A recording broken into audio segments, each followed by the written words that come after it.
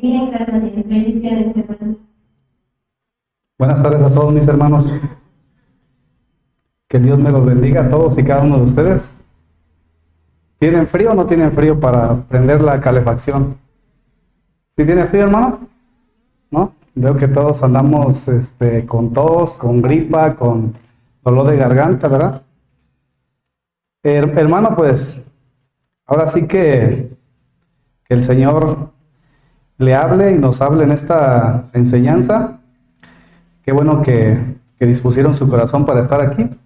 Estamos llevando una serie, creo que si no me equivoco, esta es la tercera clase. La serie se llama La transformación de un verdadero discípulo. ¿Cuántos son verdaderos discípulos, hermano? ¿Cuántos están dispuestos a ser examinados conforme a la palabra de Dios y poder ser transformados, ¿sí? Como dice la palabra, de gloria en gloria, ¿no? El título, hermano, de la enseñanza del día de hoy se llama ¿Cómo se conoce un árbol? ¿Cómo se conoce un árbol, hermano? Por sus frutos. Así se llama la enseñanza. ¿Cómo se conoce un árbol? Por sus frutos. Vamos a orar antes de entrar en la enseñanza. Hoy vamos a comenzar orando y vamos a pedirle al Señor que nos hable en esta tarde. Y cierra tus ojos, hermano. Señor y Padre Celestial, te damos gracias, Padre Eterno. Gracias por la vida de cada uno de mis hermanos, Señor. Por la vida de Abby, de mi hijo, Señor, que cumple hoy años. Gracias, Padre. Gracias, Padre Eterno, porque tú nos has puesto para compartir la palabra. Has traído hermanos y sigues añadiendo más aquellos que habrán de ser salvos. Te damos gracias. Te glorificamos y te exaltamos. Pero nos ponemos en tus manos reconociendo todas nuestras limitaciones. Te damos gracias, Padre, porque sabemos que tu Santo Espíritu nos guiará a la verdad. Gracias, Padre, en el nombre poderoso de Cristo Jesús. Amén. ¿Cómo se conoce un árbol? Por sus frutos. Esa es la respuesta correcta. Amados hermanos, ¿cuántos alguna vez han ido a algún vivero? ¿O han ido a algún lugar donde tienen muchos árboles? Algunos que están en venta. Por ejemplo, yo hace muchos años conocí un vivero forestal que está ubicado en Jamay, Jalisco, un lugar en el cual hay una producción muy grande de árboles. La mayoría de ellos son árboles o son pinos, ¿sí? Pero también entre ellos hay árboles frutales. Nosotros conocemos una gran diversidad de árboles que dan fruto, como los limones, como los manzanos, como los duraznos, etcétera, etcétera, etcétera. Nosotros llegamos a un lugar donde queremos adquirir un árbol y lo vemos que lo tienen ahí, a lo mejor en una bolsa, ¿sí? Una bolsa oscura, que es como regular, a veces lo ponen con su tierra, que la bolsa es el contenedor de la tierra, y donde son trasplantados los árboles después de ser sembrados. Pero tú los puedes ver ahí y se ven hasta cierto punto bonitos, muy bonitos. Y tú llegas y los miras y dices, bueno, yo ando buscando un limón, ¿cuál me recomiendas? A lo mejor la persona que está ahí te dice, bueno, mira, este es un árbol que ha dado muy buen fruto. Me ha dicho la gente que da un muy buen fruto. Entonces, tú te dejas llevar por lo que te dice aquella persona que te lo va a vender. Aparte, tú ves la apariencia y dices, no, pues tienen las hojas, se ven que están sanas. Se ve que lleva buen crecimiento. Entonces, es ahí donde tú puedes deducir que ese árbol va terminando dando un buen fruto. ¿Por qué? Porque pareciera que el árbol te dijera, yo soy un árbol que da un fruto grande, llévame. Yo soy un árbol que da muy buen fruto, llévame. Y llega el momento en el cual tú te lo llevas, lo siembras y después de tiempo te das cuenta si este árbol en verdad dio buen fruto.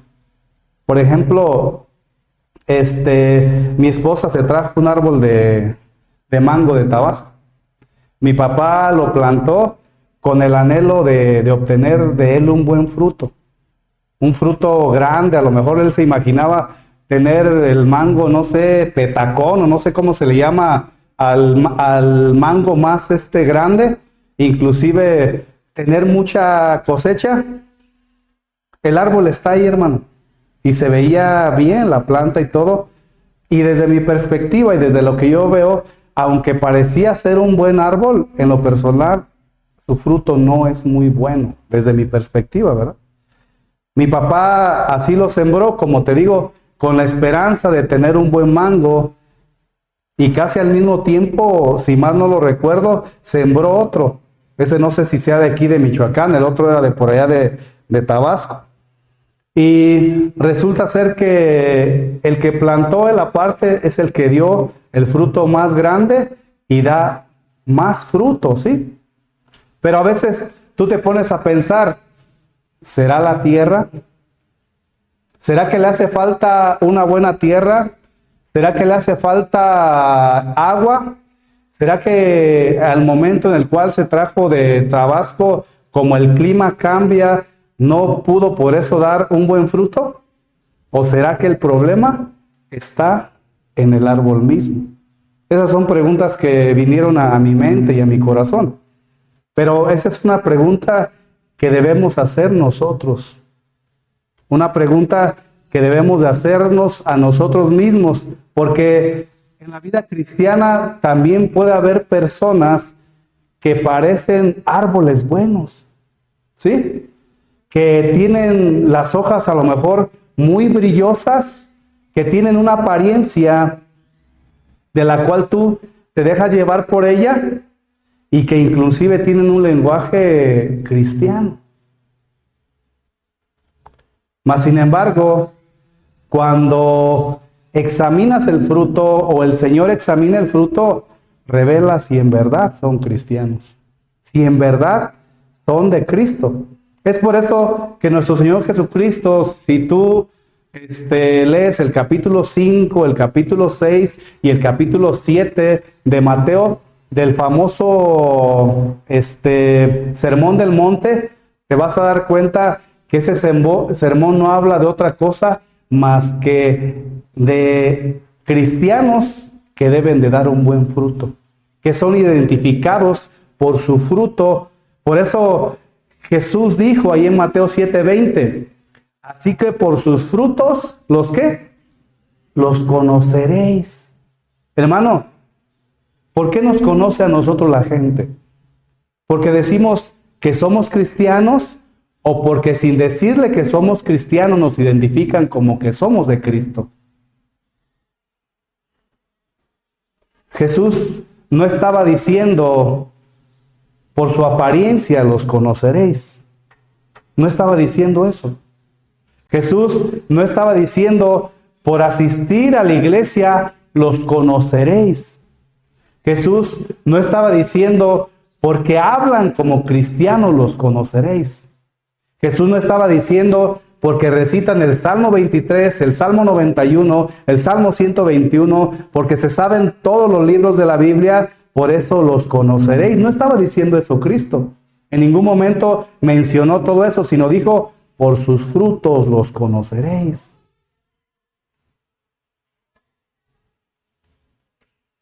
En la casa, hermano, de mis abuelitos hay una infinidad de árboles de pera. Y tú ves que se llenan los árboles, ¿sí? Pero cuando tú llegas y cortas esas peras y te las estás comiendo, le salen gusanos. O sea, es un fruto que está contaminado. La pera la han apodado, le han hecho varias cosas, pero la única, vamos a llamarle así, el único diagnóstico, le vamos a llamar así, es que algo en el interior, en la raíz, no está bien. El fruto sale podrido. Mas, sin embargo, han tratado de podarlo y hacer ciertas cosas para solucionar el problema por el cual está arrojando ese fruto. Pero no han ido más allá, a la raíz. El verdadero discípulo, hermano, es aquel que reconoce delante de Dios, antes de venir a los pies de Cristo, reconoce que ha dado mal fruto, que su fruto está podrido y reconoce que su problema no es externo. Reconoce que su problema es interno, que su problema viene del corazón. Y Jesús claramente les dice que Él les iba a dar una libertad, pero la libertad que les iba a dar iba a ser la libertad del pecado, la libertad de su corazón que los llevaba a hacer lo malo. Es por eso que cuando nosotros venimos a los pies de Cristo debemos de ser humildes y preguntarnos, ¿qué clase de fruto estoy dando? O aún como cristianos debemos de preguntarnos, ¿qué clase de fruto estoy dando? ¿Qué es lo que yo estoy reflejando en mi vida? ¿Qué es lo que los demás ven en mí? ¿O cómo me conocen a mí en el trabajo? ¿Cómo me conocen a mí en mi casa? ¿Cómo me conocen a mí mis vecinos? ¿Cómo me conocen fuera de la iglesia, hermano? No estoy hablando de la iglesia. Voltea a ver a tu hermano que está a tu lado, hermano. Voltea a ver poquito. Bien risueño, ¿verdad? ¿Sí? En la iglesia, hermano, muchas de las veces no van a poder ver lo que hay en nuestro corazón. ¿Por qué? Porque pues es obvio, hermano, que estás viniendo a la iglesia a escuchar la palabra de Dios, estás tratando de escuchar las palabras del Señor, estás tratando de hacer un esfuerzo por vivir una vida cristiana. Pero te voy a decir algo, hermano. Nosotros, aunque nos esforcemos a dar un buen fruto, no lo vamos a poder hacer nunca si en nuestra vida y en nuestro corazón no está morando el Espíritu Santo, el Espíritu de Dios. Yo te decía el otro día, no vas a poder ver tú a un árbol, a un manzano, tratando de pujar para que pueda sacar una manzana y que pueda dar ese fruto. No, es algo natural. ¿O cuántos de ustedes han visto pujar una manzana o un durazno o un árbol de higos? ¿Cuántos han visto eso, hermano? ¿Sí? No, eso sale natural. Es algo natural. Pero por eso nosotros debemos de preguntarnos, ¿cuál es ese fruto que yo estoy dando? El verdadero discípulo no solo se acerca a Jesús. ¿Sí sabes esto, hermano? El verdadero discípulo no solo se acerca a Jesús. ¿Cuántos se acercaron a Jesús y se fueron? Algunos se fueron con un dolor en su corazón al decirle, Jesús, ¿qué puedo hacer yo para heredar la vida eterna? Le dice, los mandamientos sabes. Bueno, entonces vende todo lo que tienes y dalo a los pobres. Y dice que este joven se fue triste. ¿Por qué? Porque tenía muchas riquezas, porque tenía muchas posesiones, y no era porque Jesús se quería enriquecer, sino que Jesús conocía la condición y conoce la condición de nuestro corazón. Entonces no basta que nosotros nos acerquemos a Jesús. A veces nosotros decimos, yo me acerco a Jesús porque voy a la iglesia. Yo me acerco a Jesús porque leo la Biblia. Yo me acerco a Jesús porque comparto la palabra de Dios. Yo me acerco a Jesús porque soy predicador hasta salgo en el Tuyú y en el Facebook. Mas, sin embargo, hermano, no es suficiente acercarse a Jesús. Nicodemo vino de noche a acercarse a Jesús, pero hasta el momento en el cual él no reconoció que necesitaba nacer de nuevo, que necesitaba verdaderamente arrepentirse y depositar la fe en el sacrificio de Cristo, podía ser salvo, hermano. Imagínate, Nicodemo era una persona que enseñaba la palabra de Dios, que sabía la palabra de Dios, que compartía la palabra de Dios porque era uno de los maestros de la ley. Entonces, podía haber sabido más, podía saber más aún que los propios discípulos de Jesús. ¿Cuántos saben que hay personas que saben más que nosotros, hermano? Sí, hay personas que saben más que nosotros, pero lo que no entendemos a veces o lo que no comprenden es que no es por el saber más o el saber menos o por decir yo me acerqué a Jesús como lo hizo este joven rico O yo me acerqué a Jesús como lo hicieron estos leprosos, pero solamente uno llegó y le dio la gloria. Entonces, no hace solamente falta acercarse a Jesús, sino reflejar a Jesús en nuestra manera de vivir, porque Cristo está morando en nuestra vida, hermano. Me llegó un mensaje a mi celular: pastor, necesito un consejo. Me acordé de usted. Por la forma en que esta persona hablaba, se escuchaba desesperada, hermano. Muy desesperada. Y yo estaba ocupado en ese momento. No podía contestarle bien el mensaje. Pero me dice: pastor, disculpe la molestia, pero estoy necesitando un consejo. Por favor, deme un consejo. Y seguí explicando, ¿verdad?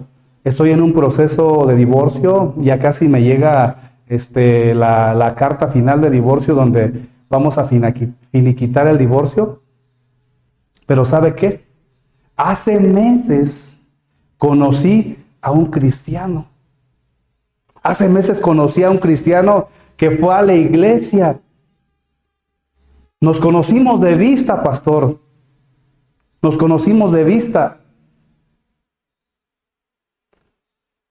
Él actualmente está en Estados Unidos y he estado platicando con él.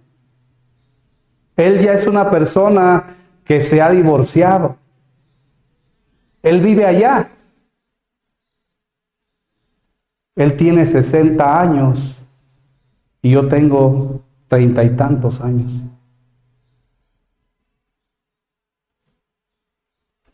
No sé si esté haciendo mal, pastor. Los dos nos gustamos, la verdad, y nos queremos, y por eso platicamos. La verdad, pastor, me gustaría seguir tratando al hermano. Y si Dios permite que se dé algo, que así sea. Amén, dice, ¿verdad?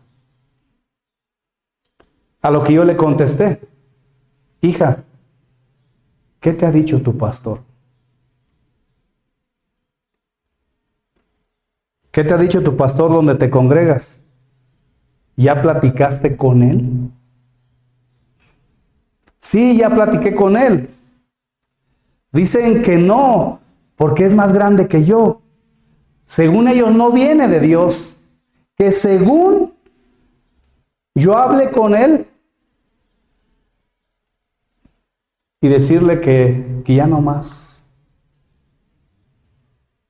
No sé si estuvo bien, pastor, platicarle a mi pastor. Ellos quieren que regrese con mi esposo, pero él me trataba mal, hasta me golpeaba. Hermanos, no estoy tratando de condenar este hecho de lo que yo te estoy diciendo ahorita. No estoy tratando de condenarlo. Esta persona tal vez venía quería un consejo sincero, ¿sí? Pero si esta persona verdaderamente es nacida de Dios, si esta persona verdaderamente ha depositado su fe en Cristo, sus frutos van a ser evidentes. ¿En qué forma? Cuando viene aquella persona que está como tu líder espiritual y te da un consejo bíblico y tú lo aplicas, es porque eres una persona que de alguna manera está dando frutos, hermano. Pero cuando tú yo no estoy diciendo que ella esté en este caso, pero cuando tú eres una persona que trata de buscar un consejo, cuando ya te dieron un consejo bíblico, cuando te dieron un consejo que es correcto, cuando te dieron un consejo que está bien, necesitaríamos ahondar mucho en esta parte. Es ahí donde podemos estar buscando nosotros una justificación para querer hacer algo que no conviene conforme a la palabra de Dios dice. No sé el desenlace. No he vuelto a platicar con esta persona. No sé el desenlace. Pero lo que sí le hice ver, tú necesitas entender lo que es el matrimonio, necesitas entender lo que es el adulterio, necesitas entender lo que es la fornicación y la bendición que hay en el matrimonio y a dónde te lleva la fornicación y el adulterio. No puedo darte un consejo. ¿Por qué crees, hermano? ¿Por qué no se le dio el consejo? ¿Por qué crees tú? Cuando nosotros venimos empezamos a conocer la palabra de Dios y que alguien está en necesidad, empezamos a leer la Biblia y queremos aconsejar a alguien, pero a veces cometimos o hemos cometido anteriormente la imprudencia de dar un consejo a alguien cuando espiritualmente ellos dependen de otro pastor. ¿Y qué es lo que terminamos haciendo? Creando un conflicto, llegando inclusive al proselitismo, en el cual nosotros entendemos que vamos a dar cuentas a Dios. Es por eso que yo lo entendí, hermano, y lo he experimentado con cada situación que me ha pasado, que nosotros cuando nos pidan un consejo así, no podemos dar más que el consejo de decir, ve con tu pastor. ¿Por qué? Porque lo que nosotros aconsejemos, el Señor nos lo va a demandar a nosotros. Porque si ellos lo están pastoreando, si ellos los están enseñando, no es mi responsabilidad, al menos de que estuviera siendo pastoreado. Y no estoy hablando de venir a la iglesia, hermano. Porque en algún momento vas a entender que no todos van a ser pastoreados aunque estén viniendo a la iglesia. Pero de lo que yo pude subtraer de ahí y entendí, es que ella, de acuerdo al fruto que dé, se va a revelar si verdaderamente está en Cristo. Si verdaderamente está en Cristo. Yo terminé, como te digo, diciéndole que no podía darle un consejo, porque ya se lo había dado su pastor. Y con respeto le dije, es que yo no soy tu pastor.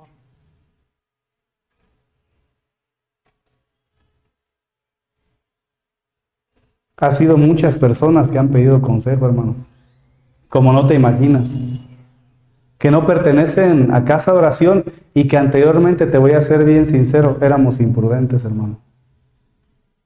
Éramos imprudentes. Mas, sin embargo, un verdadero discípulo que se encuentre en este caso va a atender el consejo bíblico, hermano.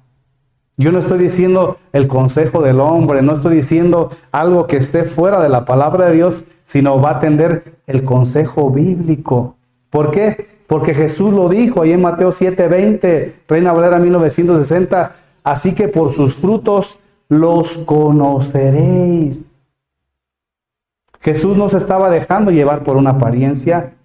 Jesús no se estaba dejando llevar como aquel que, a uno que le enseñé por ahí a Alexis en un estado, que estaba así con la carita así como bien triste y poniendo las manos así. Y no se va a dejar llevar por eso, hermano. No se va a dejar llevar por la apariencia que nosotros podemos poner ante los demás, inclusive ante Él. Porque los verdaderos discípulos van a dar fruto. Porque los falsos discípulos también van a dar frutos. Entonces llegamos a una conclusión, que hay evidencias externas de ser de Cristo o no ser de Cristo. Cuando están en pecado, hermano, aquel que ha caído en pecado, aquellos que en algún momento hemos caído en pecado, no buscamos la justificación para ocultar nuestro pecado. ¿O sí buscamos eso? La palabra de Dios dice que aquel que encubra sus pecados no prosperará. ¿Por qué, hermano? Porque Cristo vino a borrar los pecados, vino a limpiarnos del pecado, vino a salvarnos de la esclavitud del pecado, no vino a taparnos los pecados. ¿O cuántos piensan que Cristo vino solamente a cubrir los pecados, hermano? Él claramente dice, y no me acordaré de qué, de ellos.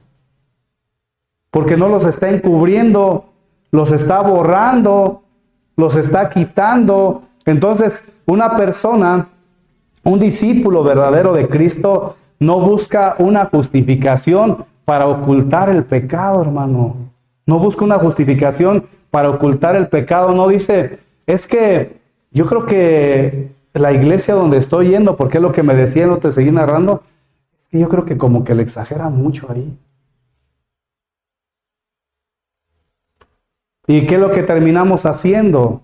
Muchas veces, mejor me voy a otra iglesia. Llego allá y hasta me cambio el nombre. Llego allá y resulta ser que después salen ahí en la cámara y haciéndole así como que, híjole, ya me tomó el hermano en la cámara, en vivo. ¿Para qué, hermano? O sea, ¿de qué nos sirve a nosotros o de qué me sirve a mí ocultarme delante de los demás, tratar de encubrir el pecado cuando es tan simple lo que la palabra del Señor dice, que nosotros confesemos nuestros pecados porque tenemos un abogado? Pero ¿qué es lo que pasa? Me salgo de ahí porque andaba acosando a las hermanas de una iglesia, me voy a otra y hasta llego con alguien nuevo y ya me voy a casar. Pero verdaderamente hubo un arrepentimiento en tu vida. Verdaderamente la persona con la cual ya te estás congregando le dijiste, pastor, ¿sabe qué? Yo estuve asistiendo en la iglesia, no sé, fulano de tal, por favor platique con mi pastor, para que él le diga por cuál motivo fue que yo salí de ahí. Pero ¿qué es lo que hacen? Encubren el pecado y dicen, no, pues yo salí de ahí por otra situación. Personas que han llegado, hermano, a la iglesia y en algún momento me doy cuenta que salieron por causa inclusive que los llegaron a expulsar. Y en el momento que les digo, ¿sabes qué? Voy a platicar contigo, ya no siguieron viniendo, hermano. ¿Por qué? Porque prefieren encubrir el pecado, hermano.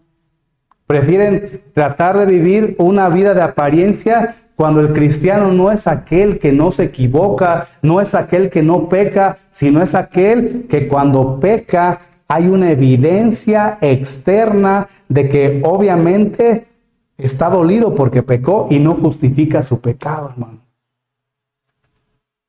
No se cambia de congregación diciendo que su vida está en orden. Ahí lo pueden ver como un cristiano genuino. Me pueden ver a mí que yo me cambio como un cristiano genuino. Pero busco ocultar el pecado, hermano. ¿Pero qué crees? Que a veces no nos damos cuenta o pensamos como Jonás, de que yo creo que si me voy para otro lugar, es más, me voy a ir para Tarsis. Allá está otra iglesia en la cual no me conoce. Pero ¿qué le dijo el Señor? ¿Qué estás haciendo ahí, cabezón? ¿A dónde te mandé? ¿O qué te pedí yo? Si nosotros le ponemos aplicación ahí acerca del arrepentimiento, le podemos decir, ¿qué estás haciendo ahí? ¿Tú crees que en Tarsis, porque está el pastor o los hermanos que no te conocen, ya con eso tú estás encubriendo tu pecado y ya la hiciste? Hermano, estas palabras y estas enseñanzas son duras hasta para nosotros mismos, porque ahorita vas a ver al último que también existen falsos profetas. Y ahí nos incluye, si es que nosotros estamos en eso, aquellos que predicamos, hermano. Entonces, una persona, dijimos cuando empezamos esas enseñanzas, que la base era un arrepentimiento genuino. Pero el arrepentimiento genuino tenía que ver con un cambio radical de mente, por lo tanto, el corazón se vuelve a Dios y está en contra del pecado, hermano. ¿O no es así, hermano? ¿O es legalismo lo que yo te estoy narrando? ¿O es legalismo lo que Cristo mismo estaba narrando ahí en el Sermón del Monte? Entonces, entendemos que hay una evidencia. Las buenas obras que son la consecuencia y la evidencia de que una persona ha nacido de nuevo.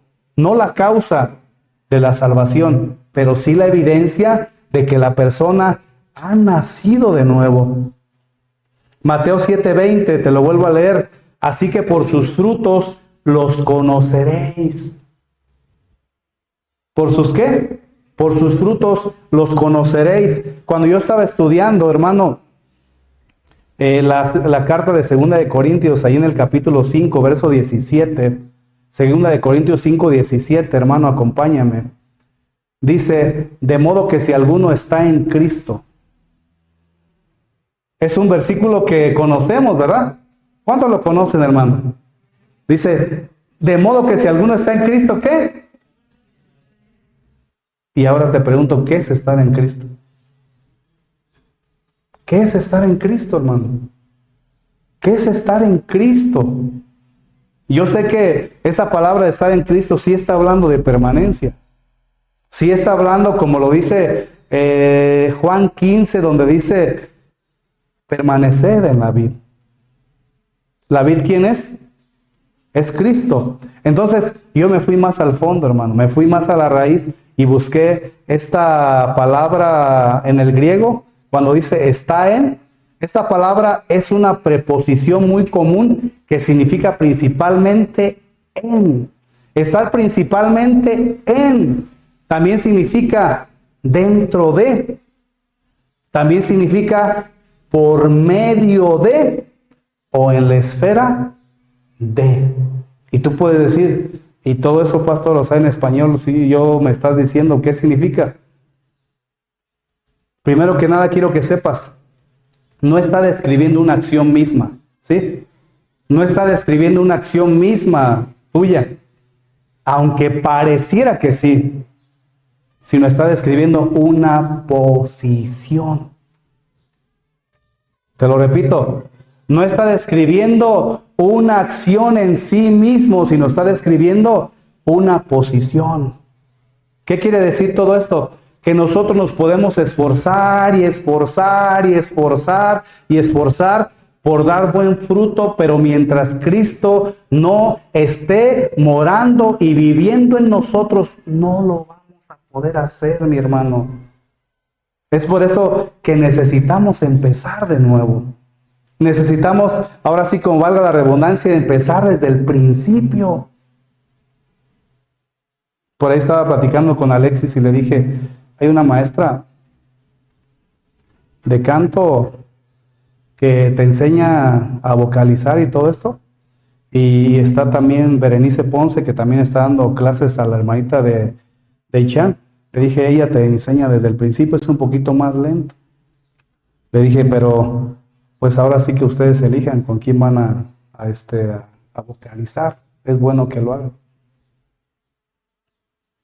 Ahí podemos decir que pueden ser ambas que las pueden enseñar, porque las dos pueden comenzar desde un inicio.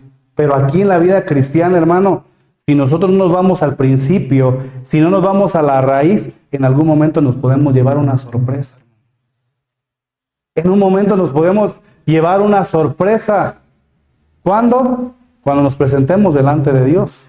Cuando saquemos lo que la misma Biblia habla como una justificación delante de Dios para decirle, Señor, hice esto, hice esto, hice esto. Entonces, por eso, estar en Cristo no describe una acción por sí misma.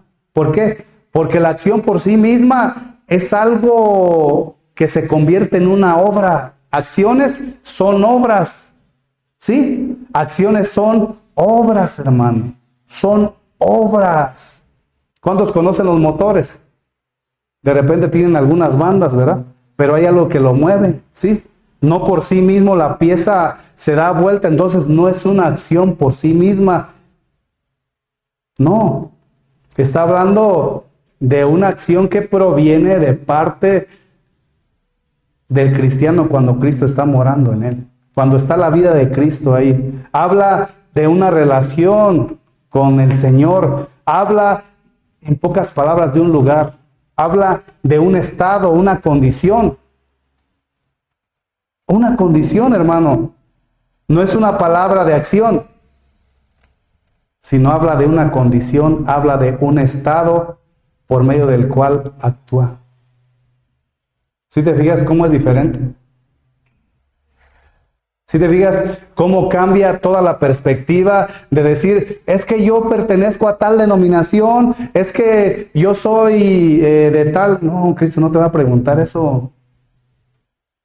Cristo no te va a preguntar eso. Él va a ver tu estado, va a ver tu condición, va a ver si estuviste en Cristo, el Cordero de Dios que quita el pecado del mundo.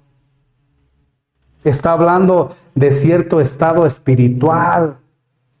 No está hablando de una ubicación física, sino está hablando de una posición espiritual en la cual tú fuiste unido juntamente con Cristo. Por eso el apóstol Pablo utiliza mucho esto, crucificado juntamente con Cristo.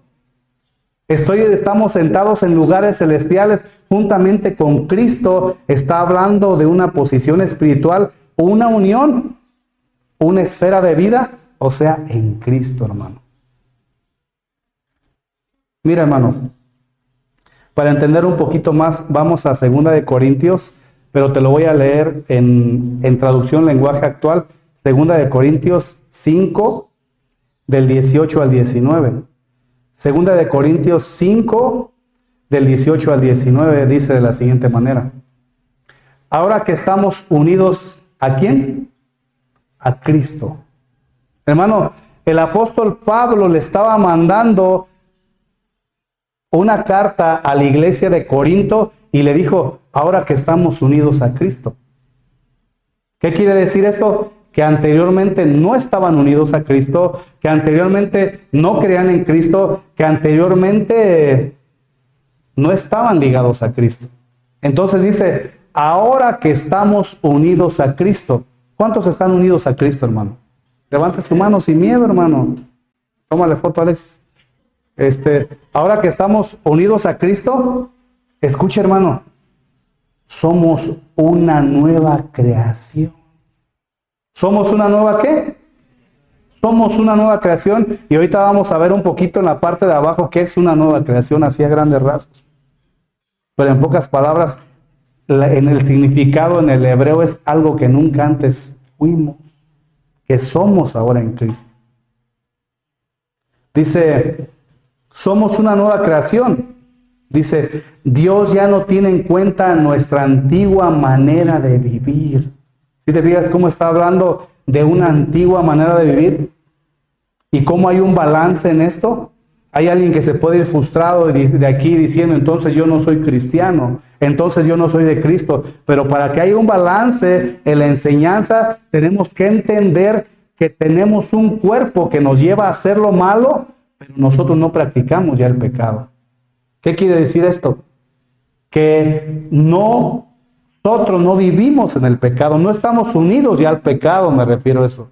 No vivimos día a día tratando de vivir en adulterio, en fornicación, en mentira, en pornografía, etcétera, etcétera. ¿Por qué? Porque ahora estamos unidos a Cristo, porque ahora estamos en Cristo, porque ahora la vida de Cristo está en nosotros. Entonces es la simiente de Dios y dice, Dios ya no tiene en cuenta nuestra antigua manera de ¿qué? De vivir, sigue diciendo, sino que nos ha hecho comenzar una vida nueva. ¿Te descifro esto de manera sencilla? Tu vida y mi vida eran diferentes antes de venir a Cristo. Vinimos a Cristo, fuimos unidos a Cristo porque nos arrepentimos, porque creímos en el sacrificio de Cristo y ahora nos convertimos en una nueva creación y Dios ya no tiene en cuenta nuestros pecados pasados, sino que nos ha hecho comenzar una vida nueva. Una vida nueva. Dice, sigue diciendo, y todo esto viene de Dios. ¿De dónde viene la vida nueva, hermano? Si te fijas cómo no es una acción, sino que cuando Cristo está en tu vida, los frutos, hermano, se ven. Esto viene de Dios, dice, antes éramos sus enemigos. ¿Cuántos saben que éramos sus enemigos, hermano? Pero ahora, por medio de Cristo, hemos llegado a ser sus amigos y nos ha encargado que anunciemos a todo el mundo esta buena, ¿qué? Noticia. Te voy a poner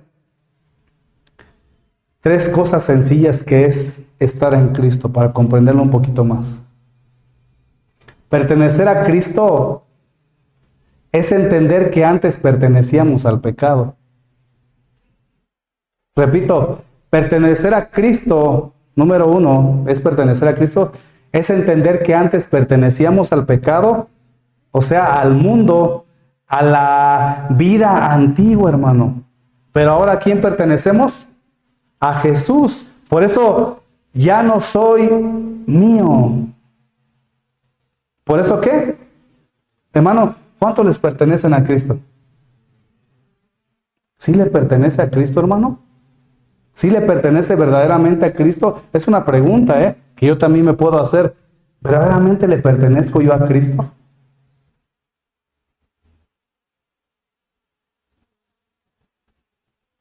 Si nosotros le pertenecemos a Cristo, entendemos que somos de Cristo. ¿Qué tanto hacen los hermanos en la iglesia? ¿Qué tanto andan trabajando para la obra de Dios? ¿No le estarás perdiendo? Estás en alabanza y no te pagan. Allá afuera en la rondalla les dan tanto y a ti no te pagan nada. Pero yo entiendo que muchos, si no es que la mayoría, si no es que todos, los que están ejerciendo un servicio y van a ejercer un servicio, saben que la paga viene del Señor, pero entienden que le pertenecen a Cristo y que en algún momento recibirán recompensa en esta vida o en la venidera. Entonces, ¿qué significa estar en Cristo?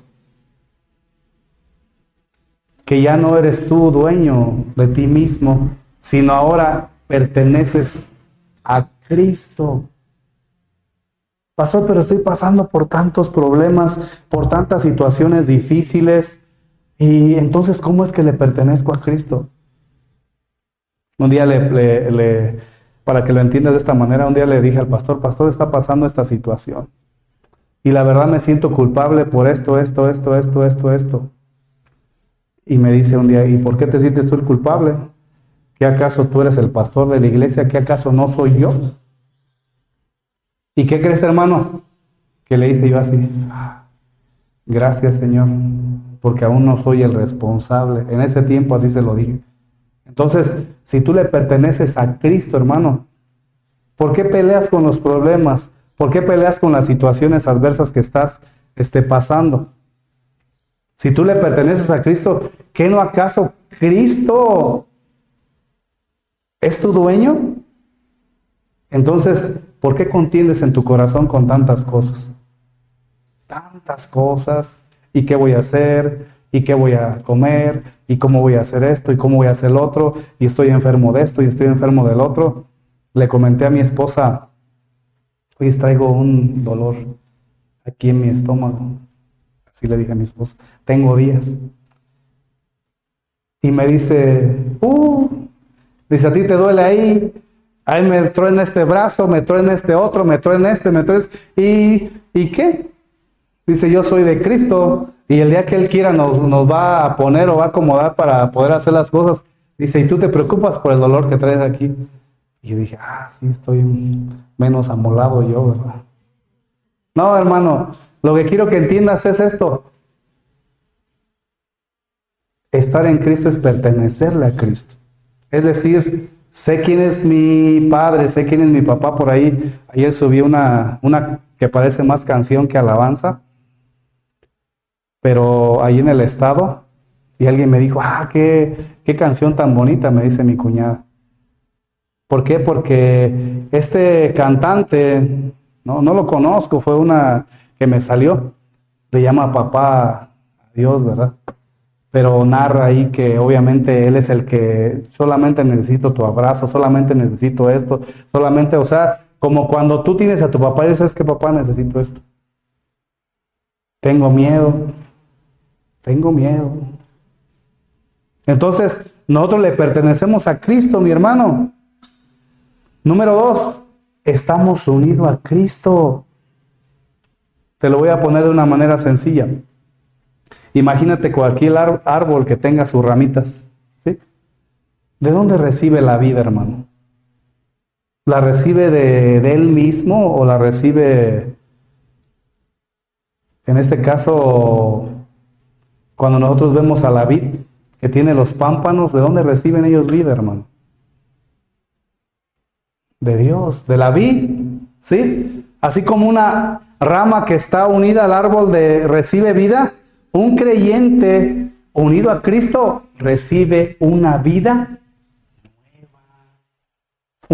nueva, una vida espiritual, recibe el perdón, recibe dirección, recibe fuerza y por consecuencia da un fruto. ¿Sí te fijas, hermano? Cómo estar en Cristo no es una acción en sí misma, sino es un estado. La unión en Cristo produce una vida nueva entonces. Número 3, vivir bajo una nueva realidad. Estar en Cristo significa que Dios ya no me ve a mí. O sea, me refiero en cuanto al pecado, ya no me ve a mí. ¿A quién ve? A su Hijo en nosotros. Y por eso hay perdón, por eso hay una nueva vida, hay una nueva oportunidad, hay una transformación, hay una nueva identidad. No solo cambió mi conducta, sino también cambió mi condición espiritual. No solamente cambió algo externo, sino los frutos fueron transformados porque vienen de una transformación en Cristo. Entonces, eso es estar a grandes rasgos en Cristo, hermano. Eso es estar en Cristo. Pero entonces, hermano, de todo esto hay un resultado, como de 2 más 2 son 4, ¿no? Hay un resultado. Fíjate, se sigue diciendo 2 Corintios 5:17, Reina Valera 1960, de modo, ¿sí? De modo. Ahí le puedes poner, si alguien dice que está en Cristo, entonces tiene que haber un cambio en su vida. Dice, de modo que si alguno está en Cristo, ¿nueva qué? Nueva criatura es. Y ahí también me fui al original. Nueva es kainos. Es kainos, no kaine, ¿eh? Es kainos. Nuevo, nueva, algo fresco, algo propiamente que es nuevo, de calidad, ¿sí? Algo de calidad. Ahorita me acordé un poquito de cuando estaba en el área de calidad. Tú tratabas de enviar lo mejor que se pudiera el producto. Le checabas el brillo, le checabas la opacidad, la tensión superficial, la elongación, el estiramiento, etcétera, etcétera, etcétera, etcétera, la apariencia, ¿sí? No solamente te dejabas llevar por la apariencia, sino tenías que hacer una medición que a veces le podemos llamar que iba a lo más interno, como la tensión superficial, que era una tinta que tú deslizabas y tratabas de ver cuántas dinas tenía. Veía el micraje de la película. Pero cuando habla de kainos, cuando habla de algo nuevo, está hablando de algo de calidad, hermano. Algo de calidad, fresco.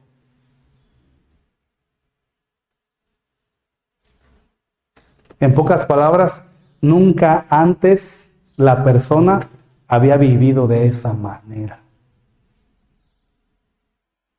Es que hay una persona que estaba en la drogadicción, pero no sé qué pasó. Bueno, ahora aparte de que dejó la drogadicción, ahora ya le es fiel a su esposa. No es que yo estoy yendo a un grupo donde me están enseñando a no tomar solamente por hoy, sí. Pero ¿qué está pasando con tu vida, con tu esposa? ¿Qué está pasando con la forma que tú hablas? ¿Qué está pasando con la forma en la que tú ves a las personas que llegan ahí, a ese grupo, o cuando se agarran de las manos? ¿Qué está pasando en tu corazón? Y cuando la palabra de Dios dice que una persona nueva es alguien que nunca ha experimentado esa vida, porque su vida era de continuo solamente, ¿qué? El mal. Entonces habla algo nuevo, algo de calidad, algo que nunca se había vivido de esa manera. Y sigue diciendo, las cosas viejas pasaron. ¿Sí te fijas, hermano? Las cosas viejas pasaron. Yo solamente quiero que imagines un poquito acerca de cómo era tu vida antes de venir a los pies de Cristo. Antes de venir a conocer de Cristo. Yo ya te conté por ahí de una persona que me decía, pues yo cada domingo era ir, destapar una cerveza y así me la pasaba en los domingos. Ahora veo que corre, va y se baña y anda para querer venir a la iglesia. Entonces, tiene que haber un antes y después. Las cosas viejas pasaron.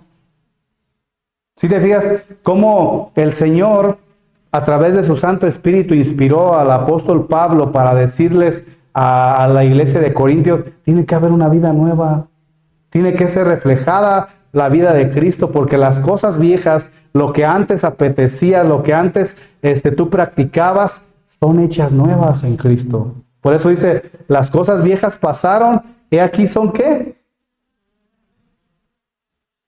Son hechas nuevas.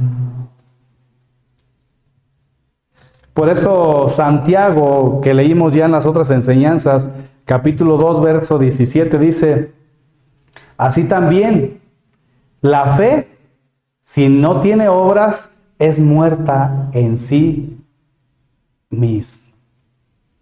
¿Qué quiere decir esto? Que una fe sin obras está muerta, hermano. Una fe sin obras está muerta. Una persona que dice que está en la drogadicción, en el adulterio, en la fornicación y sigue practicando su misma vida de antes, lo más seguro, por lo que dice Santiago, es que esté muerto espiritual todavía. Que todavía no haya sido libertado del pecado por causa de no rendir su corazón a Cristo, entregándole completamente su vida, reconociendo sus pecados delante de Él. Y es aquí donde echa abajo el pensamiento que nosotros podemos tener de decir, soy cristiano porque creo en Cristo. Pero él dice Santiago, tú dices que eres cristiano por creer en Cristo, pero yo soy cristiano porque creo en Cristo y reflejo la vida de Cristo. Eso es lo que Santiago estaba hablando. Que mi vida es el resultado de mi fe. Entonces, es ahí donde nosotros, te decía hace un rato cuando empezábamos a leer Mateo 5, 6 y 7, si no me equivoco, esos capítulos hablan del Sermón del Monte. Pero también hablan de dos caminos, hermano. Habla de dos caminos. Por ejemplo, vamos a Mateo, capítulo 5, verso 1. Aquí vamos a ver primero a quién era, a quién se estaba dirigiendo también el Señor Jesús. Ahí en Mateo 5, 1. Dice, viendo la multitud, subió al monte. ¿A dónde subió? Por eso le conocen como el Sermón del Monte, ¿verdad? ¿Sí? Subió al monte. Y sentándose, vinieron a él sus discípulos. ¿Quiénes vinieron, hermano? Sus discípulos. Pastor, es que esto que usted está enseñando no debe de ser para nosotros.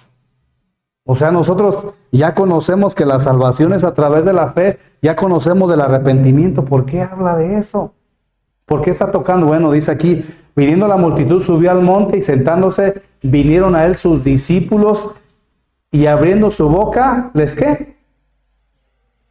Les enseñaba. ¿Qué les enseñaba, hermano? ¿A ser exitosos? ¿A ser multimillonarios? ¿A vivir una vida exitosa? ¿A pare de sufrir? ¿A traigan todos sus diezmos y van a tener más dinero? ¿Eso les enseñaba? Fíjense, Mateo 7:13 dice, entrar por la puerta estrecha. ¿Qué les dijo? Entrar por la puerta estrecha. Ese discurso no era nada motivacional. Es más, como que ellos se quedaban diciendo, ¿de qué nos estará hablando? Pero era obvio que nuestro Señor Jesucristo estaba utilizando historias muy básicas de aquel tiempo para que ellos pudieran comprender, hermano. Pero en muchos de ellos había una dureza en su corazón. Entonces, el discurso de Jesús, hermano, te lo voy a resumir de la siguiente manera. El discurso de Jesús estaba hablando sobre la vida cristiana auténtica, sobre la vida cristiana genuina. No estaba hablando de superhéroes, no estaba hablando de personas que nunca pecaban, no estaba hablando de eso. Estaba hablando de una vida auténtica que se veía a través de los frutos. Y lo primero que les dijo, primero entren. Primero entren. Entonces, ¿qué tiene que hacer una persona? Primero tiene que entrar. Si quiere pasar por entrar a tu casa, primero tiene que entrar. ¿Por dónde? No creo que la vayas a meter por la ventana, hermano. ¿O si la metes por ahí? No, ¿verdad? Fíjate, dice, entrad por la puerta estrecha. Yo se me venía a la mente, aunque está hablando de algo, vamos a llamarle así, totalmente diferente, vamos a llamarle así. Pero en el pueblo de Israel había un lugar por donde ya tenían que pasar los camellos después de cierta hora, que cerraban sus puertas. Le llamaban la aguja, esa puerta era la aguja. Entonces, cuando los visitantes querían pasar un camello, tenían que quitarle todo el peso al camello, hermano. Si no, no podían entrar por esa puerta. No podían entrar por más que el camello se esforzara por llevar todas sus riquezas, por llevar todos sus títulos, por llevar, y no es malo que estudie, que sea buen médico, hermano, porque vamos a ocupar aquí. Pero tenían que esforzarse por quitarse todo eso. Si ellos se esforzaban por entrar así, no entraban, hermano. No entraban. Entonces el camello, aparte de que lo despojaban de todo, tenían que inclinarlo. Y yo decía, así es cuando nosotros venimos a los pies de Cristo. Nos tuvimos que despojar a lo mejor de aquello que más tenía valor para nosotros, de nuestra vida pecaminosa, y nos inclinamos a Cristo y fue que pudimos entrar por la puerta. Entonces dice, entrad por la puerta estrecha. ¿Por qué? Porque ancha es la puerta y espacioso el camino que lleva a la perdición. Si te fijas, el camello podía entrar bien por la puerta ancha, pero cuando se cerraban esas puertas y tenía que entrar por el ojo de una aguja, por esa puerta tenían que despojarse de todo y terminar inclinándose. Entonces, entrar por la puerta estrecha habla, hermano, sobre la vida cristiana auténtica. Es una metáfora la que está utilizando nuestro Señor Jesucristo, la metáfora de la negación de uno mismo. Es negarse a uno mismo, es un sometimiento de la voluntad propia a Dios. Es decir, Señor, ya no me pertenezco yo, le pertenezco al Señor. Yo no sé por qué su pastor tiene mucho a que lo invitan a las fiestas. Y llega el momento en que todos llegan con su botella y su vaso y ya me quieren servir, ¿verdad? Y le digo, no, muchas gracias, no, muchas gracias, no, muchas gracias. Eso es negarse a uno mismo, hermano. A lo mejor ya no me llama la atención, te voy a ser sincero, digo, no, es que no me llama la atención, siendo sincero. Alguna otra cosa a lo mejor puede hacer, pero eso no. Pero cuando nosotros tenemos o queremos, es ahí donde crucificamos nuestros propios deseos, ¿verdad? Pero aquí habla de negarnos a nosotros mismos, y te voy a poner otra vez el ejemplo del joven rico. ¿Qué puedo hacer para heredar la vida eterna? Vende todo lo que tienes y dalo a los pobres, y después ven y sígueme. ¿Se negó a sí mismo? No se negó, hermano. ¿Por qué? Porque tenía muchas riquezas. ¿Pero qué crees? A lo mejor ni toda su vida le alcanzó para gastarlas. Y lo que dejó, ¿de quién será? ¿De quién es? ¿De quién, hermano? Estaba viendo por ahí una publicación que me salió de un hombre muy famoso que tiene por ahí o tenía una página, no sé bien cómo se llama, y murió y lo estaba viendo con mi esposa y digo, era multimillonario.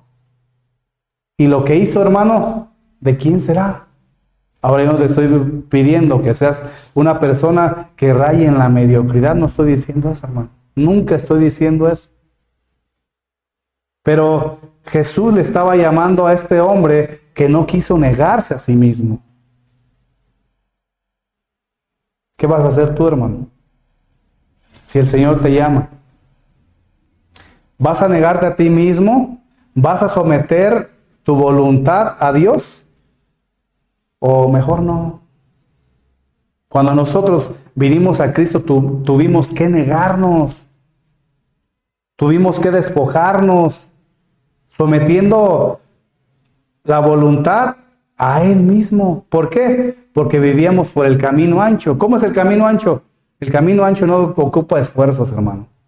El camello entra, pasa y hasta le pueden cargar cosas más. Ni tienes que esforzarte para caminar por el camino ancho. Solamente haz lo que tu corazón te pide. Imagínate qué no te pide tu corazón, hermano. Sin Cristo, sin Dios. Entonces, el camino ancho es caracterizado por el libertinaje. Es decir, tráiganse las otras y vámonos a tal tuburio y vámonos a fumar esto y hacer lo otro, y ese es el libertinaje, hermano.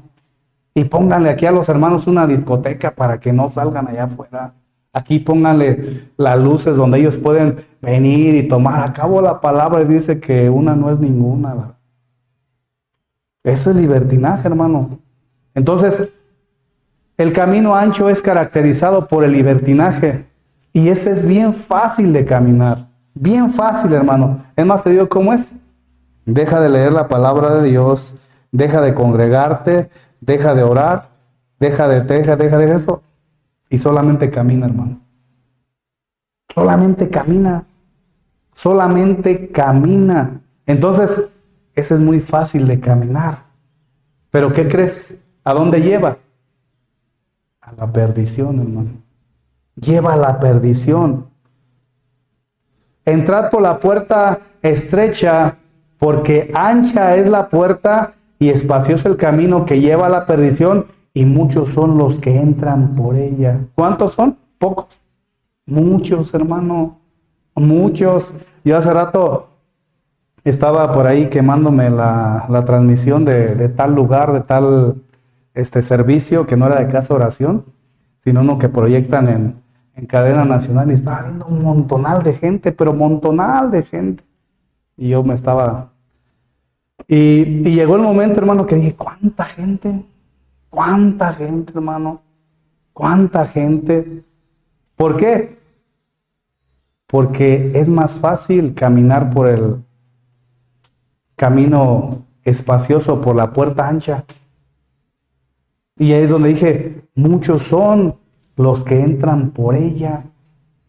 ¿Por qué? Porque no necesitan ningún esfuerzo, no tienes que negarte a ti mismo, no tienes que hacer nada más que vivir tu vida, hermano. Sé feliz, que vida solamente es una, bebamos y comamos, que mañana, ¿qué?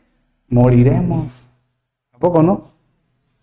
Aquí Jesús, hermano, está haciendo un llamado aquí en este texto, está haciendo un llamado urgente a tomar la decisión, a tomar una decisión, a tomar la decisión de negarse a uno mismo a través del arrepentimiento y el sometimiento total de la voluntad.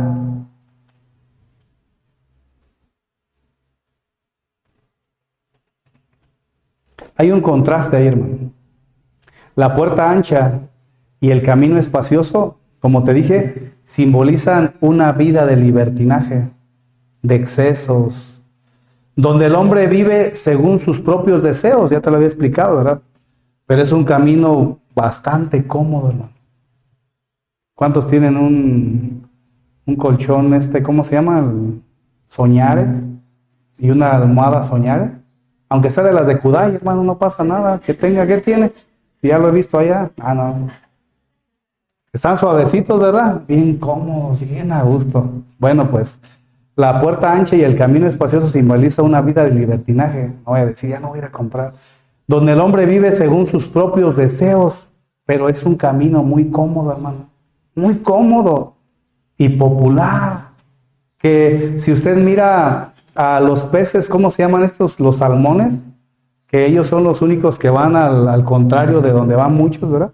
Y tienen que hasta lastimarse para poder procrear, ¿sí? Entonces, el camino cómodo y popular, todos lo pueden seguir, hermano. Tú nomás ve a ver para dónde va el otro y ahí síguele. Ya cuando cuentas, ya estoy bien perdido aquí, pues ¿dónde ando? Ese es bien fácil de seguir. Pero ¿qué crees? Termina precisamente en la perdición. Dice, porque estrecha es la puerta y angosto el camino que lleva ¿a qué? A la vida. Otra vez. Porque estrecha es la puerta y angosto el camino que lleva a la vida. Hermano, ya me están asustando. Sí, yo creo que también se quemaron el servicio de la mañana. Dice, porque estrecha es la puerta y angosto el camino que lleva a la vida y pocos son la que la hallan. ¿Por qué pocos, hermano? Porque cuesta trabajo despojarse de todo, hermano. Dejar de satisfacer nuestro deseo, ¿sí? Entonces el camino angosto no es fácil, porque implica obediencia, porque implica santidad, porque implica renuncia, porque implica perseverancia. No me digan, pero ¿cuántos de aquí siguen tomando alcohol? ¿Cuántos de aquí siguen yendo allá a ponerle las palomitas allá saben? ¿Cuántos todavía tienen en sus casas lo que le llamamos la idolatría? ¿Cuántos, hermano? No quiero ofender a nadie, pero mejor deja todo eso y cambia tu vida, hermano. No te imagines que por todo eso tú vas a tener la salvación. Solamente son obras, pero no son obras de arrepentimiento. ¿O en quién estás poniendo todavía tu confianza?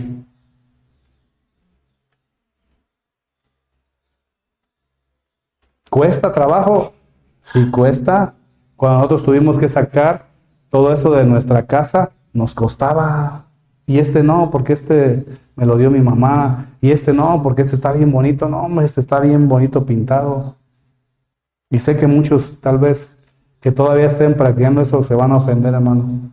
Pero yo prefiero decirle la verdad, que usted necesita entrar por la puerta estrecha. Porque angosto es el camino que lleva a la vida y pocos son las que la hallan. ¿Por qué pocos? Porque muchos, alguien me decía por ahí, yo soy de tal denominación y así me voy a morir. Y yo veo que el Señor poco a poco lo ha ido transformando y digo, no, Señor, no se va a morir así. Yo sé que no, porque yo he visto un fruto dentro de todo lo bueno o malo que podemos ver, ¿verdad? Entonces, pocos son los que la hallan. ¿Usted la ha encontrado, hermano? ¿Usted la ha hallado? Si la ha hallado, se va a empezar a ver una vida de obediencia, una vida de santidad, una vida de renuncia, pero hay algo en esa vida: perseverancia. Ya lo enseñamos el miércoles, ¿verdad? Alguien que permanece, alguien que persevera. Sin embargo, aunque pocos lo escogen ese camino, hermano, es el único camino que lleva a la vida eterna. Escucha, no estoy hablando de religión, no estoy hablando de denominación, no estoy hablando de Casa Oración Zacapu, estoy hablando que solamente hay una puerta estrecha y solamente un camino que lleva a la vida eterna. ¿Y dónde está ese? ¿Qué dice Juan 14:6? Wesley, ahí, ponlo porfa. A ver si no me equivoqué, yo creo que se me olvidó. Juan 14:6. Dice, ¿yo soy qué? Yo soy el camino. ¿Yo soy qué? La verdad. Yo soy la vida. Nadie viene, ¿qué? Te equivocaste, pastor. No, es que existe otro camino. Si todos los caminos me han enseñado, hasta hay una canción que todos los caminos llevan a cierto lugar. Bueno, pues la Biblia dice que solamente hay un camino. Si tú estás en Él, si tú has entrado por la puerta, el camino que lleva a la vida eterna, Jesús no estaba ofreciendo una religión cómoda, sino una vida transformada. Pastor, pero es que yo conozco bien hartos que vienen aquí o van allá y no, yo por eso no venía. Ahorita vine porque me trajeron a fuerza.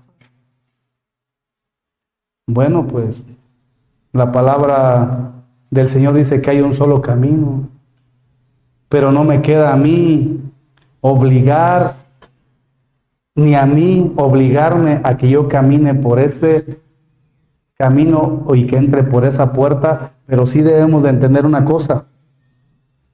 Solamente la puerta estrecha y el camino angosto nos lleva a la vida eterna, porque es Cristo, hermano. Es Cristo. Proverbios 14:12 dice, hay un camino que al hombre le parece derecho. ¿Cuántos pensábamos que caminábamos derecho, hermano? ¿Cuántos pensábamos que estábamos bien? No, pues yo le doy de comer a mis hijos, yo trabajo. Bueno, ese es un camino que a veces nos parece derecho, el pensar que al hacer eso vamos a ganar el favor de Dios.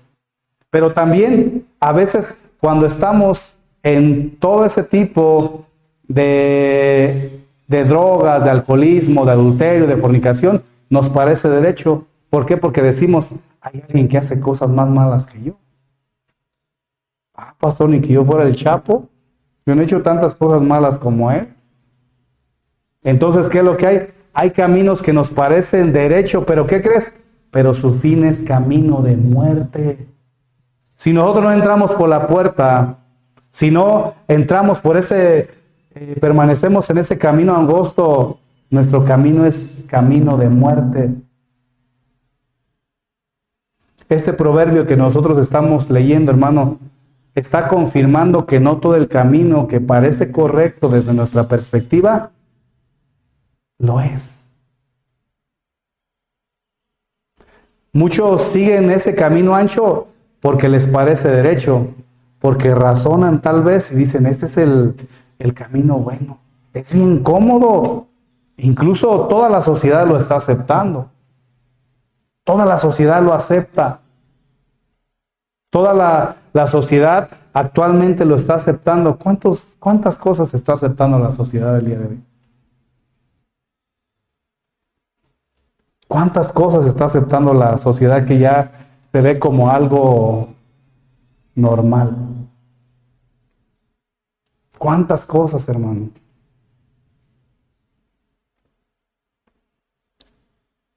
Pero ¿qué crees, hermano? Dios revela al final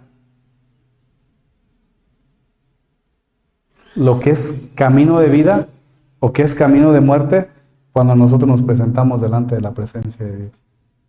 Si caminamos verdaderamente por ese camino angosto, entramos por esa puerta, mas sin embargo no todo lo que parece bueno nos conduce a la vida, hermano. Hay caminos que nos van a agradar a nosotros, pero van a desagradar a Dios. ¿Sí sabía esto, hermano? Pero ¿qué con los falsos profetas, hermano? ¿Qué con los falsos profetas? ¿Qué con aquellos que pueden compartir la palabra de Dios y solamente están engañando al pueblo? ¿Qué, hermano? ¿Qué hay en su corazón? ¿Por qué cuando Timoteo es enseñado por el apóstol Pablo ahí en el capítulo 3 de Timoteo, una de las cartas de Timoteo, le dice que cuando una persona se levanta a compartir no debe ser alguien que es codicioso de qué? Codicioso de ganancias deshonestas. Alguien que entra al ministerio porque quiere enriquecerse. Alguien que entra al ministerio porque quiere utilizar ese lugar para hacerle mal a las ovejas, hermano de Cristo. Pero ¿qué crees? Dios Jesús da una advertencia aún para los falsos profetas, porque ahí estaban sus discípulos, estaban una multitud de personas, pero también había personas que eran maestros de la ley, que eran personas que conocían la palabra de Dios. Y fíjate, hermano, Mateo 7:15, sigue hablando en este sermón, dice, guardaos ¿de qué? Guardaos de los falsos, ¿qué? Profetas. ¿Por qué estaba haciendo esa advertencia? ¿Por qué estaba haciendo esa advertencia Jesús, hermano? Porque hay profetas que son falsos profetas, valga la redundancia. Hay profetas que no son de Cristo. Hay profetas que no predican a Cristo, hermano. Prefieren predicar un evangelio maquillado, diluido, en el cual raye solamente en lo emocionalista para que en algún momento ellos puedan obtener una ganancia que no es honesta, hermano. Una ganancia que va más allá de los límites que el Señor marcó. Entonces, es claro que Jesús estaba lanzando una advertencia contra los falsos profetas. Por eso dice, guárdense de los falsos profetas. ¿Usted cómo se guarda de los falsos profetas, hermano? Le voy a dar un tip bien fácil. Lea la Biblia. Lea la Biblia.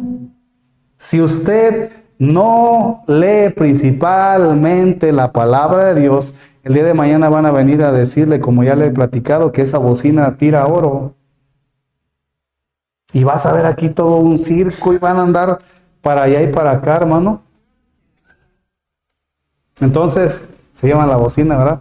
Entonces, hermano, Cristo dijo, guárdense de los falsos profetas que vienen a vosotros vestidos de ovejas. ¿Cómo vienen? ¿Qué traen? Una máscara. Por eso a veces digo, a veces yo creo que no caigo bien, ¿verdad? Dice un amigo, caigo gordo. Pero prefiero caer gordo, hermano, que caer en todo esto. Guardaos de los falsos profetas que vienen a vosotros con vestidos de oveja, pero dentro son ¿qué? Lobos rapaces. ¿Por qué dice dentro, hermano? ¿Por qué dice dentro? Porque dentro están maquinando muchas cosas, están engañando a las personas, te vuelvo a repetir, con un falso evangelio, centrado en el yo, centrado en el hombre, centrado en ya no sufras más, ya no llores más, ya no pases, ven por tu milagro, mira aquí vamos a poner de este lado los que van a dar $1,000, $5,000, $10,000, si no, tú de 20, ese lo pones en un canastito más para allá, y así lo alcanzan. ¿Qué es lo que están enseñando? Un falso evangelio, centrado en el hombre, hermano, en la psicología, en la prosperidad, pero no en la prosperidad bíblica. ¿Pero qué crees, hermano? Por sus frutos los conoceréis. Pero si no lees la Biblia, pero si no estudias, ¿cómo te vas a dar cuenta que lo que se está enseñando es falso o es verdadero? ¿Cómo te vas a dar cuenta de ese fruto, hermano? ¿Cómo vas a poder discernir? Dice verso 16, por sus frutos los conoceréis. Dice, ¿acaso se recogen uvas de los espinos o higos de los abrojos? Hermano, ¿quién de ustedes puede de un árbol de manzano cosechar habas? ¿Usted sí puede? Es algo irónico lo que está diciendo aquí la palabra, ¿verdad? Dice, ¿acaso se recogen uvas de los espinos o higos de los abrojos? No, hermano, se va de la higuera se van a recoger higos, de la vid se van a recoger las uvas, ¿sí? Así todo, dice, así todo buen árbol da buenos frutos. Ahí nos estamos pasando de la hora. Pero el árbol malo, ¿da qué? Frutos malos. No puede el buen árbol dar malos frutos, ni el árbol malo, es que me quiero adelantar. No puede el árbol dar malos frutos, ni el árbol malo dar frutos buenos. todo árbol que no da fruto es cortado y echado al fuego. Así que por sus frutos, ¿qué? Los conoceréis. Me voy rápido, hermano. Llega el momento en el cual, en el capítulo 13, se está hablando acerca de la parábola del trigo y de la cizaña. Ya se la sabe bien, ¿verdad? Ya no la vamos a leer por el tiempo. Todavía me falta media hora, pero esta no la vamos a leer. Donde habla claramente de que llegó el momento en el cual alguien sembró la cizaña. Y dijeron, vamos a cortarla. Alguien, un iluminado, ¿verdad? Vamos a cortarla. Vamos a no, ¿cómo la vas a cortar? ¿Qué tal si en ese momento que la vas a cortar también cortas el trigo?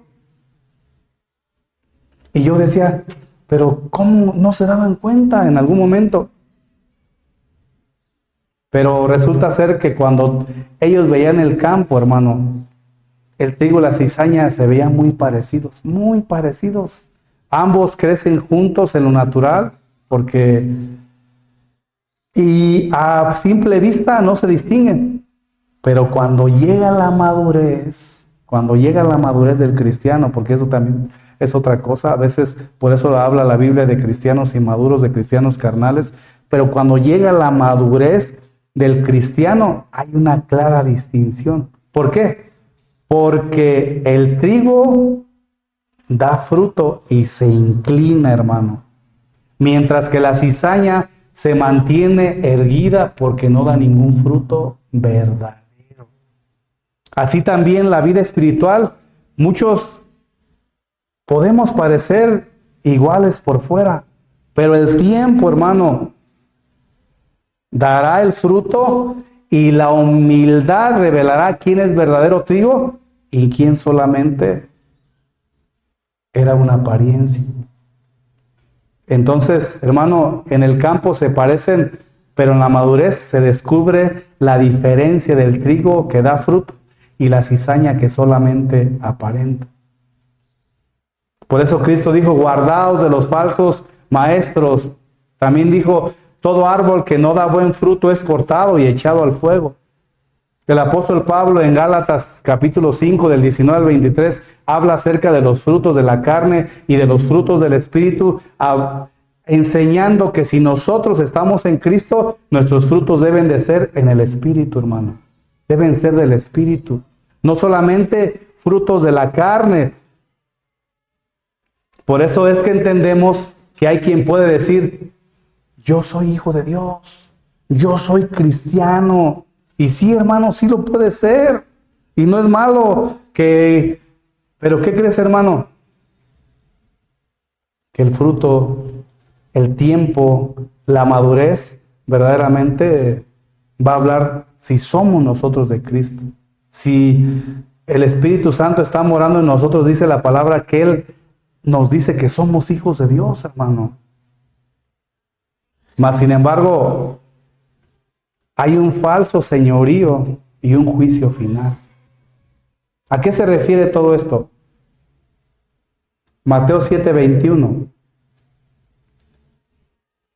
dice, no todo el que me dice Señor, Señor, entrará en el reino de los cielos, sino el que hace la voluntad de mi Padre que está, ¿qué? Hermano, no nos jactemos por decir que pertenecemos a una denominación o que somos cristianos, sino más bien lo que las personas deben de ver es a Cristo en nosotros, nuestra manera de vivir si estamos en Cristo. ¿Por qué? Porque estas personas que llegaron delante de Cristo, llegaron y le dijeron, Señor, Señor. Y fíjate, hermano, algo que quiero que entiendas, la profesión no es suficiente. El profesar decir que somos cristianos no es suficiente, hermano. No es suficiente, sino hacer la voluntad de Dios, que es el fruto. Mateo 7:22 y 23, ya casi vamos a terminar. Dice, muchos me dirán en aquel día, Señor, Señor, ¿no profetizamos en tu nombre? ¿No qué? ¿No compartimos la palabra de Dios en tu nombre? ¿A poco no te acuerdas? Teníamos 59 seguidores ahí en en el YouTube y 2,350 en el Facebook. ¿A poco no te acuerdas de eso, Señor? Acuérdate también que en tu nombre echamos fuera demonios. ¿No te acuerdas de aquella persona que dijo, me quemo, me quemo? ¿A poco no te acuerdas de eso, Señor? Y en tu nombre hicimos muchos milagros. Dice, y entonces les declararé, nunca os conocí, apartaos de mí, hacedores de ¿qué? ¿Quiénes eran estos, hermanos? Eran los falsos profetas, eran los que compartían la palabra, eran los maestros de la ley, eran los falsos cristianos, hermano. Pastor, pero yo he profetizado, he echado fuera demonios, he hecho milagros. ¿No soy salvo? Segunda de Timoteo 2:19 dice, pero el fundamento de Dios está firme, teniendo este sello. ¿Teniendo qué? ¿Qué es lo que nosotros tenemos, hermano? Un sello. Conoce el Señor a los que son ¿qué? Suyos. El Señor conoce a los que son suyos, pero entonces, ¿cuáles son las evidencias de un cristiano genuino, hermano? ¿Cuáles son las evidencias de un cristiano genuino? Primero que nada, 1 Juan 3 dice, mirad con cuál amor nos ha amado el Padre para que seamos llamados hijos de Dios. Por eso este mundo no nos conoce, porque no lo conoció a Él. Un cristiano genuino, hermano, escucha, lucha con el pecado. Lucha con el pecado. El cristiano verdadero no practica el pecado del pescado como estilo de vida, aunque puede caer. Escucha, hermano, y vamos a terminar. Aunque puede caer o tropezar, no vive cómodo en el pecado, como en las almohadas de Kudai o el colchón, soñare, sino que lo confiesa y se vuelve a Dios. Te voy a leer textos rápidos. Juan 1:3-4 dice, Juan 3:4, primera de Juan 3:4 dice, todo aquel que comete pecado infringe también la ley, pues el pecado es infracción de la ley. Pero dice primera de Juan 3:5, dice, y sabéis que el que apareció para quitar los pecados, está hablando de Cristo, y todo aquel que permanece en él no peca. Está diciendo del que habla está en Cristo. ¿Qué significa que no peca? Que no practique el pecado, hermano. Primera de Juan 3:8, el que practica el pecado, ¿es de quién? Del diablo. O sea, aquel que practica el pecado, que no ha sido libertado, que no ha sido salvado. Primera de Juan 1:9, si confesamos nuestros pecados, Él es fiel y justo para perdonar nuestros pecados y limpiarnos ¿de qué? De toda maldad. Primera de Juan 2:1, hijitos míos, estas cosas os escribo para que no pequéis, y si alguno hubiere pecado, abogado tenemos para con el Padre. ¿Hay una contradicción en esto, hermano? No hay ninguna contradicción. Aquella persona que ha nacido de nuevo no practica el pecado, y aquel que practica el pecado es porque siente una comodidad en hacerlo y no hay un dolor en su corazón. Hermanos, como conclusión, ¿cuántos de ustedes conocieron la vida de Saúl y David? ¿Sí? ¿Sí sabían que el Señor no quería ponerles un rey? Pero el pueblo dijo, nosotros queremos rey. ¿Y qué fue lo que pasó? El pueblo terminó escogiendo a su rey. Terminó escogiendo un rey. Posteriormente, el Señor quiso levantar un rey, pero conforme a su corazón. Saúl pecó contra Dios, desobedeció claramente, no vamos a ir a él, pero apúntelo, ahí en 1 Samuel 15, desobedeció deliberadamente la orden de Dios. Dios le había mandado destruir completamente lo que había en Amalek, pero Saúl, ¿qué hizo? Guardó lo mejor del ganado. Alexis, perdonó al rey Agag.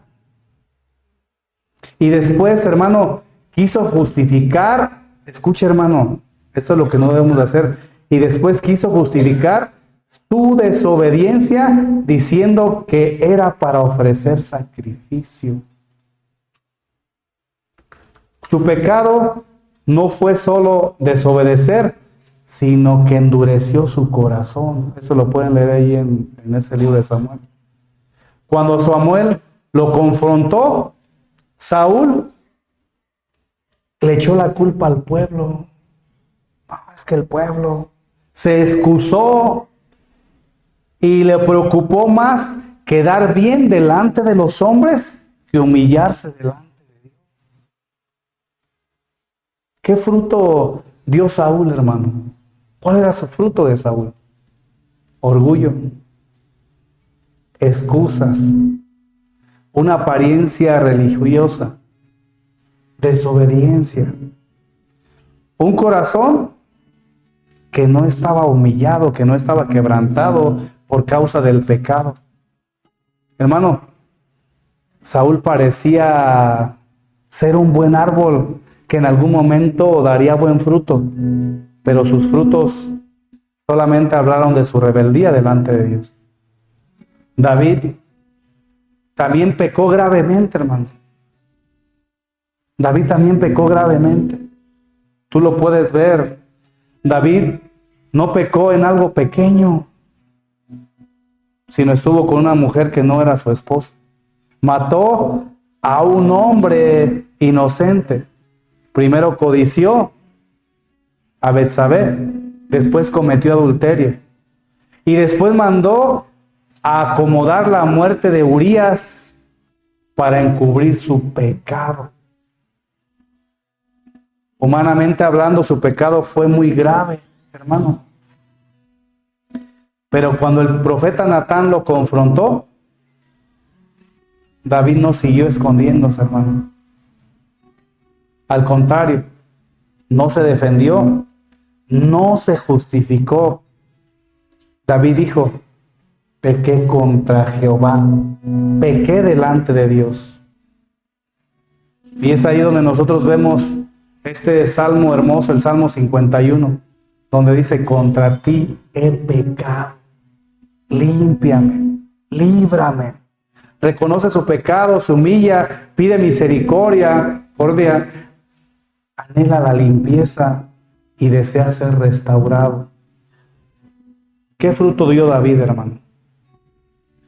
Arrepentimiento genuino, quebrantamiento verdadero por causa del pecado, se humilló, confesó sinceramente lo que había hecho y deseó ser limpiado. David cayó, pero su fruto después de caer mostró que había una vida espiritual verdadera en él. La gran diferencia entre Saúl y David no fue que uno pecó y el otro no, no fue eso. Los dos pecaron. La diferencia fue el fruto que salió del corazón después de haber pecado. Saúl pecó y se endureció. David pecó y se quebrantó. Saúl quiso encubrir su pecado y David quiso confesar su pecado. Saúl cuidó su imagen y David cuidó su relación con Dios.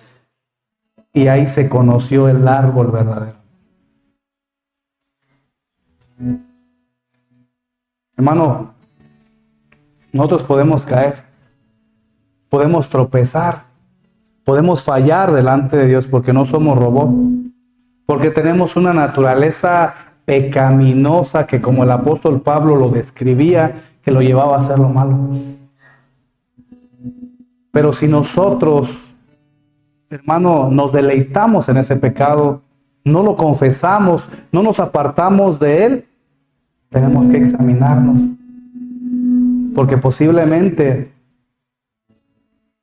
no podemos reflejar el fruto digno de un arrepentimiento porque Cristo no está morando en nosotros. Pero si nos dolemos cuando pecamos, confesamos el pecado, buscamos ser restaurados, tenemos un abogado para con el Padre Cristo Jesús. Por sus frutos los conoceréis. Vamos a orar, hermano. Puedes inclinar tu rostro. Señor y Padre Celestial, gracias. Gracias, Padre, porque has hablado a nuestra vida, a nuestros corazones, Padre. Tú mandaste a tu Hijo a morir por nosotros. Siendo pecadores, entregaste a tu propio Hijo.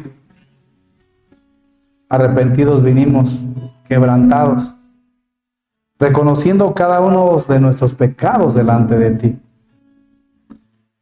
Todos ellos los quitaste, no los encubriste, Padre. Los borraste. Y ahora, Padre eterno, tenemos una vida pasada que nos avergüenza, pero que la sangre de Cristo limpió para ti, Señor. Y aunque el mundo recuerde todo lo que nosotros hacíamos y practicábamos, ahora entendemos que es la vida de Cristo en nosotros. Padre, te damos gracias porque nos salvaste. Nos haces una advertencia también, que nos cuidemos de aquellos que nos pueden desviar del camino, que solamente predican un evangelio superficial, donde no llaman al arrepentimiento, no hablan del pecado, sino basan todo en la idolatría, Padre. Señor, te damos gracias porque has hablado a nuestros corazones y sé que en algún momento éramos cizaña, pero nos convertiste en trigo. Y los frutos van dando fe y legalidad de que somos tuyos. Tu Santo Espíritu que mora en nosotros, Padre, está transformando nuestros corazones. Mas sin embargo, se ha levantado un falso señorío que se revelará en el juicio final, Padre. De aquellos que pueden poner sus mejores obras delante de ti. Pero esos argumentos no son válidos, sino simplemente tú conoces a los que son tuyos. Hay evidencias de una persona que verdaderamente ha nacido de nuevo porque ya no practica el pecado.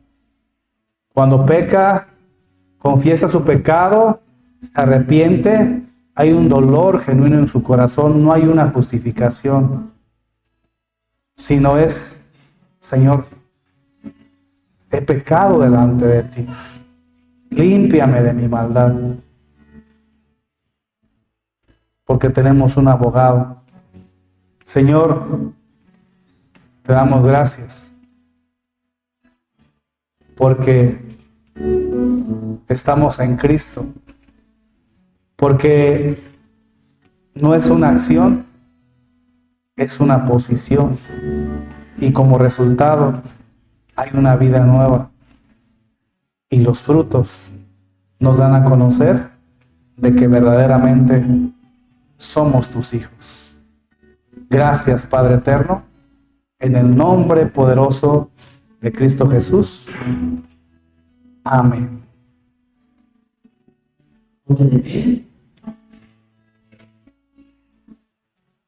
Nos vamos al Señor, reconocemos que Él conoce nuestro interior, conoce nuestro corazón, que el Señor no se basa en apariencias, sino en lo más profundo.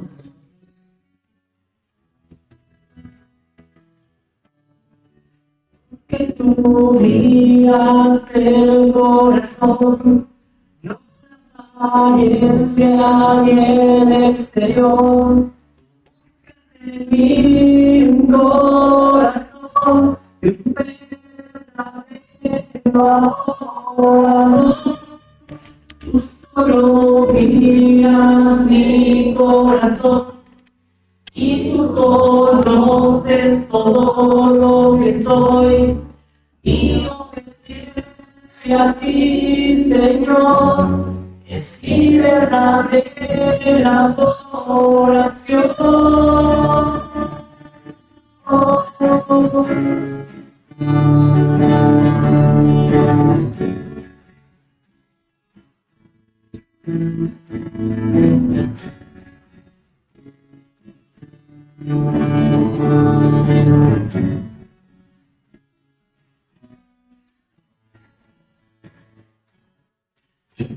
Venir a ofrecerte hoy un sacrificio a ti, Señor, mi voluntad y mi corazón. Todo a ti, pero en mí un corazón sincero. Dios, que perfecto todavía yo soy, dispuesto estoy, porque tú miras el corazón, apariencia y el exterior. Tú dejas en mí un corazón que verdadero adorador.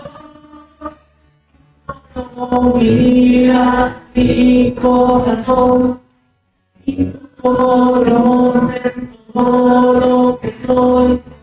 Mi obediencia a ti, Señor, es mi adoración.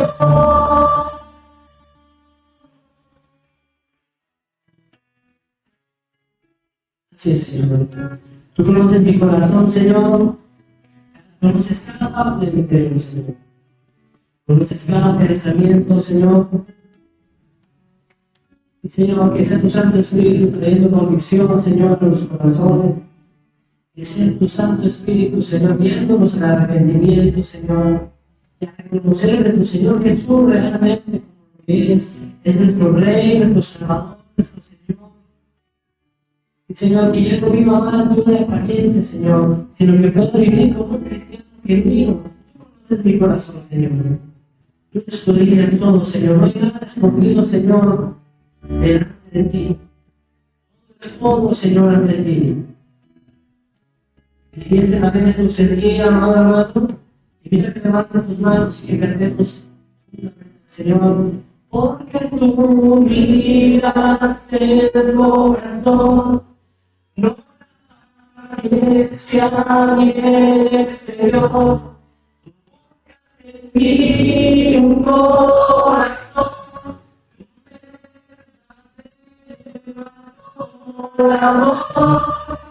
tus miras mi corazón y tú conoces todo lo que soy.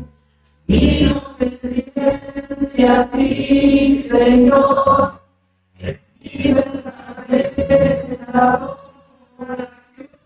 Cuando le puedo decir al Señor, Señor, toda mi vida y todo mi ser.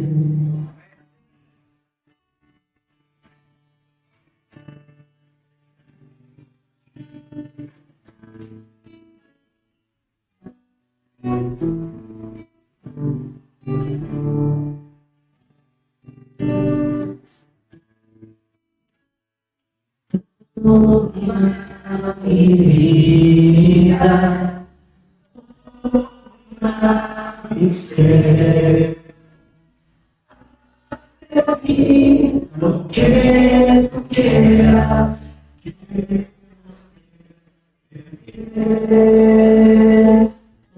Toda mi vida, mi ser, haz de mí lo que tú quieras, quiero ser eterno.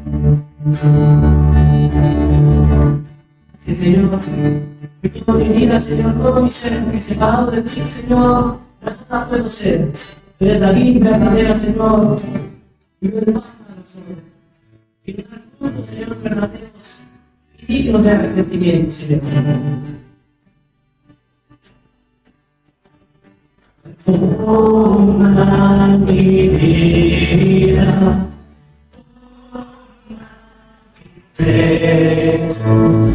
haz de mí lo que tú quieras, quiero ser fiel. Toma mi vida, toma mi ser. Y lo que tú quieras, quiero ser fiel. Parado de mí nada puedo hacer, de ti nada soy. Si por no soy, entonces aparte de ti, será perseguida de ti.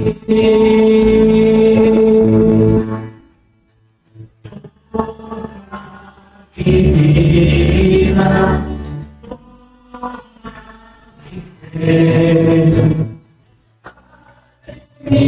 lo que tú quieras, quiero ser fiel.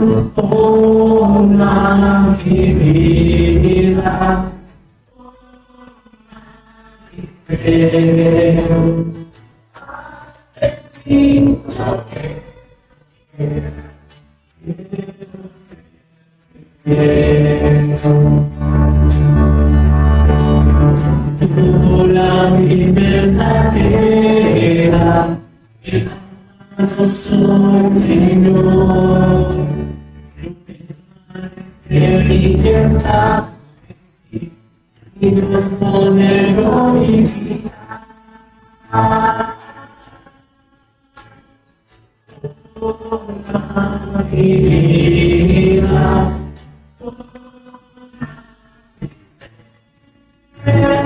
haz de mí lo que tú quieras, quiero ser fiel.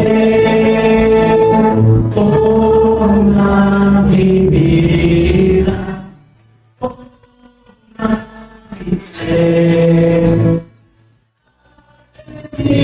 Lo que tú quieras, quiero ser fiel. Hermanos, si no has entendido y crees que Cristo ha venido a este mundo y tomó tu lugar de esa cruz para salvarte y que te ha redimido, te ha hecho libre de todos los pecados, si no crees verdaderamente, quiero que levantes tus manos al Señor, que te acerques a Él y le digas: Señor, yo creo en ti. Yo creo en tu palabra, creo en tu evangelio, Señor.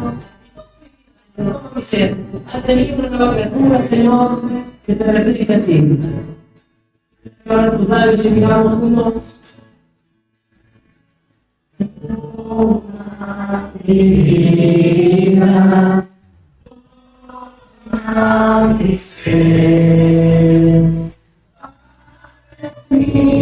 Lo que tú quieras, quiero ser fiel. Toma mi vida, mi ser. Lo que tú quieras, quiero ser fiel.